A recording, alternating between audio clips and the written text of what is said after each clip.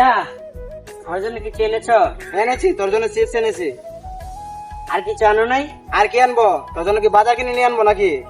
বাজার কিনে আনতে হবে না ভাই, শুধু টাকা দিলেই চলবে। তোমরা দুই ভাই তো ভালো করে থাকো, ব্যাপারটা আমার কাছে ভালো লাগছে না। কেন চাচা? তোমাদের বাবা তো অনেক সম্পত্তি রেখে গেছে, কে কত পাবে সেটা কি ভেবেছো? বাবা তো বেঁচে আছে, আর আপনি এখন থেকে সম্পত্তি ভাগাভাগি করছেন। আরে বাবা, আমি তো তোদের ভালোই চাই। চাচা, আপনার বালা চাওয়া দেখে মনে হচ্ছে আমাদের সম্পত্তির চেয়ে আপনার চিন্তা বেশি। ভাতিজা, তুই এদিকে আয়। তোর বড় ভাই কিন্তু বলেছে তোর বাবার সম্পত্তি বেশিরভাগ সে নিবে। সত্যি?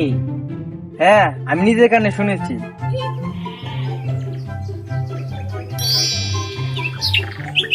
ভাতিজা, তোর ছোট ভাই বলেছে বাবা মারা গেলে সে একাই সব সম্পত্তি নেবে।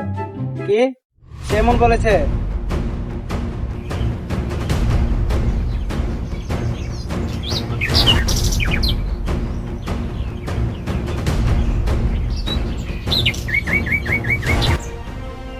কিরে, তুই নাকি বাবার সব সম্পত্তি একা নিতে চাস? আমি? তুই নাকি বাবার সব সম্পত্তি একা নিতে চাস? কে বলেছে? রহিম চাচা। আমার কাছেও তো তোর নামে একই কথা বলেছে। তাহলে চাচা কি আমাদের দুজনকে বোকা বানিয়েছে? মনে হচ্ছে তাই। তাহলে চাচাকে একটা শিক্ষা দিতে হবে।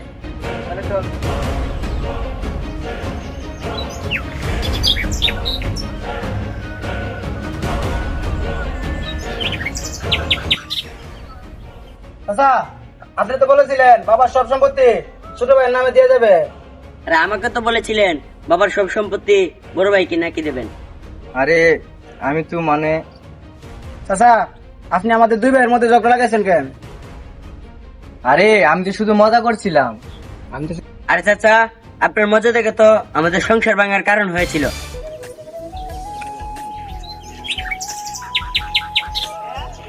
তোদের সম্পত্তি নিয়ে ঝগড়া করা দেখে আমার খুবই কষ্ট হচ্ছে।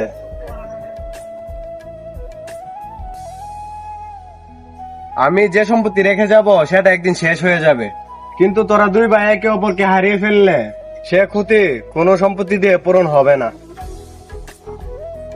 আমরা ভুল করেছি। আর কোনোদিন সম্পত্তি নিয়ে ঝগড়া করব না। তাহলে কি সম্পত্তির ভাগ হবে না? আপনার জন্য চাওয়া ভাগ করা হবে না। বন্ধুরা, সম্পত্তি ভাইকে ভাই শত্রু বানায় না। লোভ, ভুল বোঝাবুঝি আর তৃতীয় ব্যক্তির উস্কানি মানুষকে দূরে সরিয়ে দেয়। সম্পত্তি হারালে আর অর্জন করা যায়, কিন্তু ভাইকে হারালে সেই সম্পর্ক আনা কঠিন।